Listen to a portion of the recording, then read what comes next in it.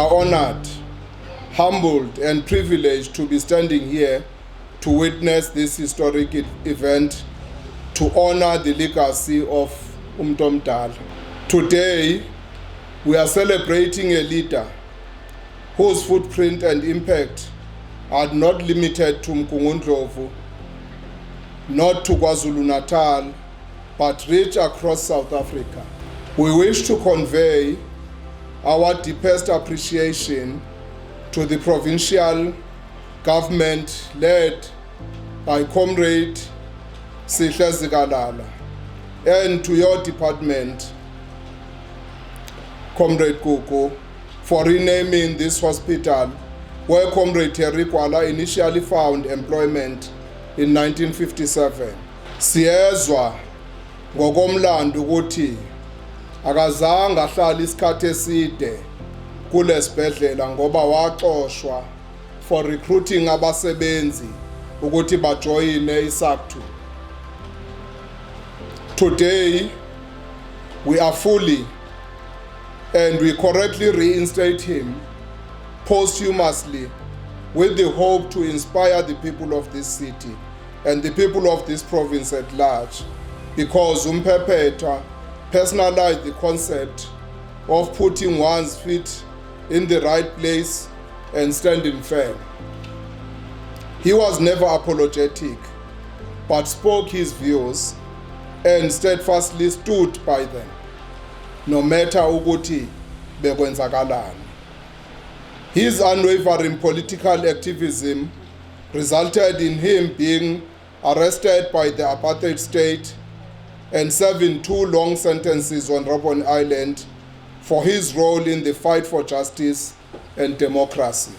Given the rich revolutionary history of this hospital, which forms part of the district freedom and heritage route, this occasion is befitting to Comrade Harry Gwala, our father, our leader, who wanted a better life for all the people of this country. We didn't choose Harry Gwala. Harry Gwala chose us. It is his teachings that made us to be attracted to him. Those that hated peace, those that hated progress, those that didn't want to see this country liberated, hated Harry Gwala. We loved him. We are what we are. We've developed as men and women. We've developed as activists purely because the teachings of Harry Gwala groomed us to be where we are.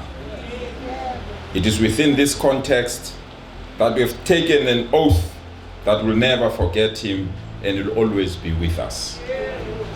So we are truly humbled, Comrade MEC, that today we come here to rename this hospital and use the name Harry Gwala as the name that will represent this hospital. We don't want to take this gesture lightly, and we don't want to undermine the decision that we have taken to arrive at renaming this hospital.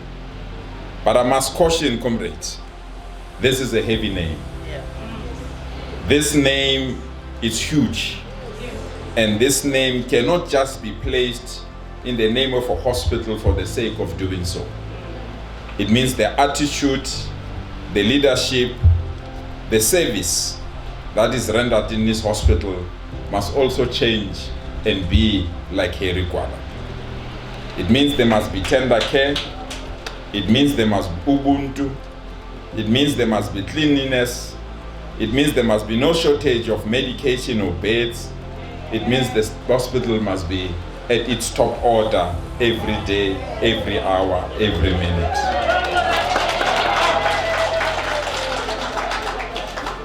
So we call upon the entire leadership of the hospital, led by the hospital board, that the name Harry Gwala is not associated with anything less than better, good, and excellent, so that this name can be carried forever. Harry Gwala was a Midlands. Harry Gwala. The renaming of Edendale Hospital after the true giant of our liberation struggle, ubaba, uComrade Harry Themba Gwala. Ngiyazi ukuthi abaningi, and almost everyone who is here, umazi personally. When I came, mina ngo-1996, ngizofunda KwaZulu Natal, yes, it was University of Natal at the time. But when I came ngo-1996, ama-comrades engahlangana nawo, the first person ababengitshela ngayo all the time was uMdala. And it made you realize the impact abanayo empilweni zabantu baseMgungundlovu, empilweni zabantu bakwaZulu Natal, abantu base South Africa, but empilweni zabantu abasha in particular. He played a very serious role in ensuring that he molds indlela esicabanga ngayo. I was very hurt ukuthi I never met him personally because of the story that I had heard and engangizizwa ngayo. When you listen to the stories of about someone on the integrity, someone ongasabi ukukhuluma iqiniso, someone who is able to tell you the truth as it is, that is the kind of leader that we need.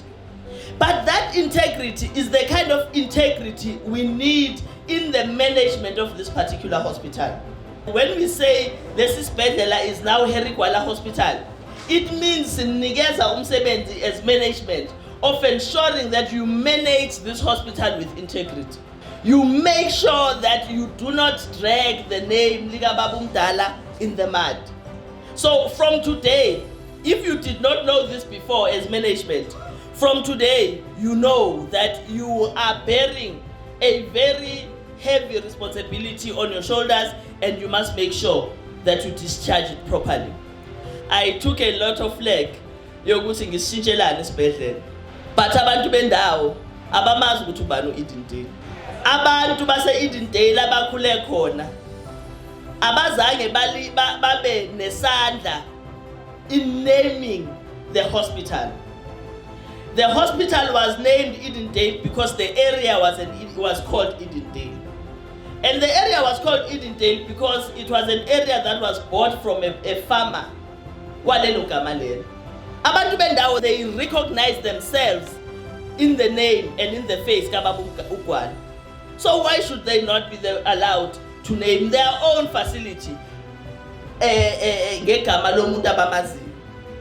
So we decided that this particular hospital sizoyibiza ngegama likaMdala because he has a lot of history with this hospital firstly, but he has a lot of history with the people balendawo, and therefore abantu should be able to relate, and the name of the facility must resonate with the people of the of the area where the facility is kuyona. Lesibhedlela sineminyaka ewu-67, and as a result of that there was a lot of renovations that were needed and a few things that we needed to do. Kodwa we also then took a decision yokuthi uma sifika sithi sizosi rename lesibhedlela yini esishiyayo, ngoba uma ubuka isibhedlela sika 67 years, it goes without saying ukuthi at this point kusho ukuthi akhona ama challenges akhona. As a legacy project ke manje we are living 3 projects that we are calling legacy projects in the name of ubaba uHarry Gwala. The first one is an upgrade nokulungiswa kwama lifts aseNurses Home that is going to cost us 1.8 million as government. We are going to remove asbestos kuso sonke isibhedlela because it's no longer viable and it's no longer healthy to have asbestos in our facilities, and that's going to cost us 6 million rands. But okukhulu nokuhle kakhulu ukuthi we are going to build a maternity complex at the cost of 75 million rands.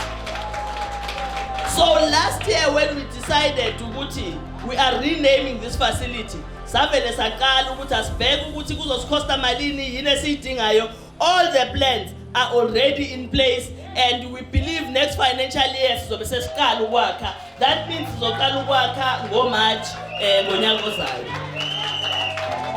I cannot imagine a Harry Gwala Memorial Hospital that is bedeviled by poor management, bad infrastructure, abuse of patients, and a general negative reputation. Mphathi, I do want to say isibhedlela sakho sine reputation embi. This hospital has a very bad reputation. And it's yourself and your management and your staff who have a responsibility of ensuring that you change that. You have to come up with a turnaround strategy. You must make sure that the people of Edendale are able to relate to the Harry Gwala Memorial Hospital and own it as one of their own.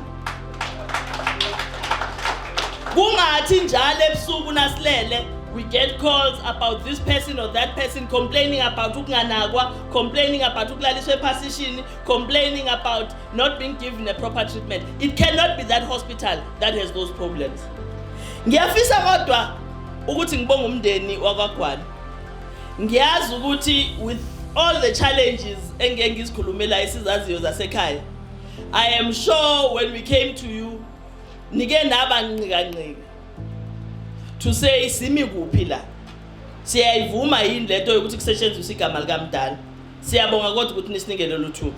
Siyabonga ukuthi nisivumele to honor igama likaMntomdala ngalendlela enenze ngayo, and I appreciate ukuthi right from the moment siza kunina asikaze sibe neyinkinga.